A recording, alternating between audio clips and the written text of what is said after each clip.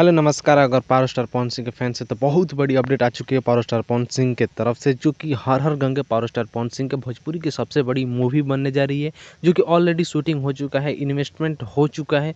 ये 4 लैंग्वेज में film release होगी, तमिल, भोजपुरी, हिंदी, तेलुगु, यानी कि बहुत बड़ी फिल्म है। और इसका जो रीमेक होने वाला है बहुत ही अच्छा, और इसका जो डबिंग होने वाला है डबिंग हो चुका है। अब बारी है, आप सभी टीजर तो देख चुके हैं, अब बारी है इसका ट्रेलर देखने का। तो बहुत ही जल्द ये दशहरे पे फिल्म रिलीज होने वाली है, इसलिए इस फिल्म के टीजर आप सभी को 15 तारीख तक देखने को मिल चुका है, मिल जाएगा 15 तारीख तक, क्योंकि ऑफिशियल अनाउंसमेंट अभी तक नहीं हुआ है।